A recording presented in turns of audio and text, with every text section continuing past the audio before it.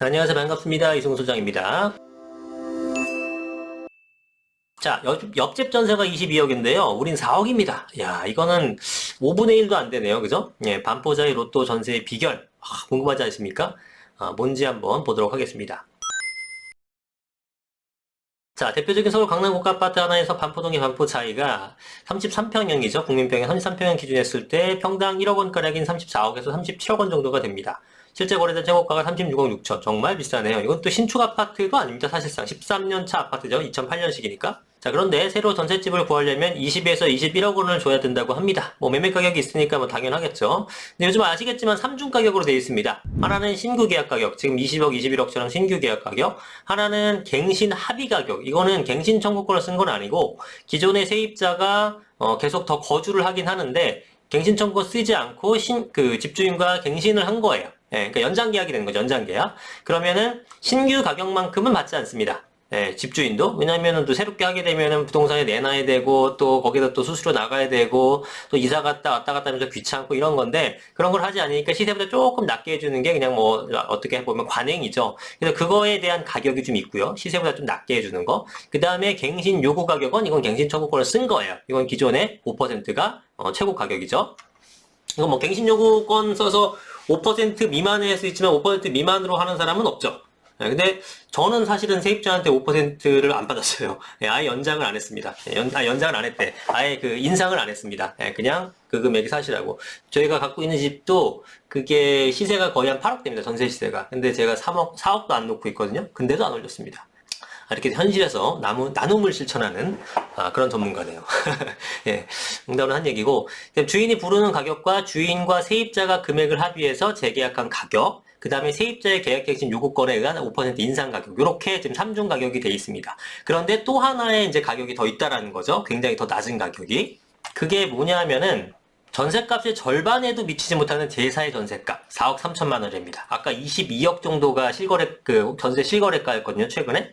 신규로 4억 3천이에요. 그게 뭐냐? 장기 전세 주택 시프트입니다. 이거는 이 용어가 좀 익숙하신 분도 있고 또 모르시는 분도 있을 텐데 이건 SH에서 이제 진행하는 건데요.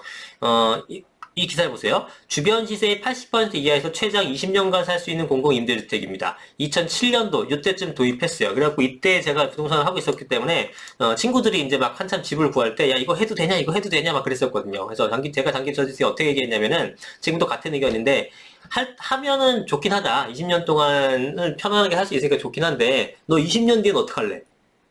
너 이거 살게 되면서 20년 동안 편하게 샀다고 치자. 주택은 없어도 내 20년 동안 임대료 별로 인상 안 되면서 편하게 잤다고 치자. 살았다고 치자. 20년 뒤엔 어떡할래? 그때 되게 되면 20년 뒤에 그 엄청난 집값을 어떻게 감당할 거냐는 얘기죠. 그럼 평생 렌트 푸어에 살아야 된다는 얘기가 되는 거죠. 그래서 그러지 말고 네가 집을 사라. 여유가 되면 집을 사라라고 얘기를 했죠.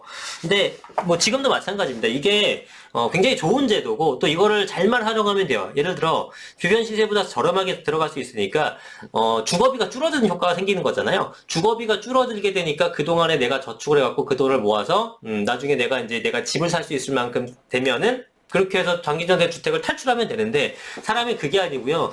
편안하게 좀 저렴하게 주거비를 마련하고 이제 해결이 됐으면은 여러분이 돈을 모으는 것이 아니라 뭐 그 돈을 자꾸 써버립니다. 가처분 소득이 많아졌으니까. 여러분이 집을 사게 되면 원리금 갚아야 되느라고 거기에 어쩔 수 없이 돈을 들어가야 되니까 뭐 급여가 300인데 한 100만 원 정도 들어간다. 그럼 200밖에 안 남고 그걸로 생활해야 되잖아요. 근데 300인데 주거비가 뭐 50만 원밖에 안 들어갔다. 그럼 250이면 남들처럼 200만 원 쓰고 나서 50만 원 여러분들이 저축을 하느냐? 그렇지가 않아요. 대부분의 사람들은. 그걸 다 써버린다는 얘기죠. 있으면. 그래서 저는 강제로라도 집을 사서 가처분 소득이 좀 줄어들게 되면은 자동으로 집에다가 이제 적금 붙는 형태가 되는 꼴인 거죠. 그렇게 해서라도 이제 집을 구하는 게 좋다고 생각을 하는데 이런 식으로 하게 되면은 돈은 돈대로 없어지게 되고 집은 집대로 못 구하는 이런 부작용이 상당히 우려가 된다. 이겁니다. 그거에 대해서 이 제도가 나쁘다는 건 절대로 아니고 그거에 대해서 내가 거기에 들어가 살면서 주거비를 아끼면서 저축할 수 있는 의지와 그런 자신감과 용기가 있다면 해도 되는데 대부분 그게 안 된다는 거죠. 그래서 강제적으로라도 집을 사는 것이 궁극적으로는 좋다라고 보는 겁니다. 근데 이 장기전세주택 물량이요 굉장히 작죠. 그죠? 초기에 2007년, 8년, 9년에 올라갔다가 왔다 갔다 하다가 최근에는 2013년 이후부터는 거의 없는 이거 지금 호수 보십시오. 2,000호 갖고 뭐가 됩니까? 거의 없었어요. 이런 상태이기 때문에 실제로 한 33,000호 이 정도밖에 공급이 안 됐습니다. 지금까지 10년이 넘게 진행했지만, 근데 오세훈 시장이 지금 앞으로 5년간 7만 가구 더 공급해서 총 10만 가구로 만들겠다라고 하는 겁니다. 그래서 이거는 해도 되는데, 여러분들 뭐 80% 이하 시세에다가 5% 이내 임대료 인상이기 때문에 여러분이 안정적으로 살 수 있지만, 제가 방금 말씀드렸던 그런 함정에 빠지지 않으려게 되면은 각오를 다지시고 들어가는 게 좋을 것 같습니다. 예. 어쨌든 미리 들어가신 분들은 굉장히 혜택은 봤어요. 예. 왜냐면 지금 시세가 22억이 됐는데 4억 얼마에 들어가 있다고 하니까 엄청난 혜택을 보고 있는 거죠. 내년에 대선 후보들도 이러한 어떤 장기임대 주택에 대해서 얘기하는데요. 특히 이제 이재명 더불어민주당 후보는 30년 이상, 지금 SH가 진행하는 건 20년 장기전세 주택인데 30년 이상 살 수 있는 그런 공공주택을 만들겠다라고 얘기하는 거죠. 임기 내에 기본형 주택 분양 경우가 합쳐 100만 가구 이상 공급하겠다고 하는데 30% 분양으로 잡으면 한 장기임대가 70만, 30년 동안 살 수 있는 장기임대가 70만 가구에 달할 수 있다라고 하는 겁니다. 이게 뭐 실제로 실행될지는 모르겠습니다만 이런 것들을 많이 만든다라는 거예요. 그리고 윤석열 국민의힘 후보 같은 거는 민간 쪽에다 좀 힘을 실어줘서 임대주택을 많이 짓겠다라고 하는 거죠. 어쨌든 저소득계층을 위해서 노력하겠다라는 거는 양당 모두 충분히 고려하고 있는 것 같습니다. 그래서 품질을 업그레이드하고 임대기간을 늘려 중상급까지 겨는 임대주택이 집값, 전세가 급등으로 이동치는 주택시장에서 무시 못할 변수로 떠오르고 있다. 시세보다 저렴하게 하고 5% 제한으로 상당 기간 살 수 있다는 것은 분명히 매력적입니다.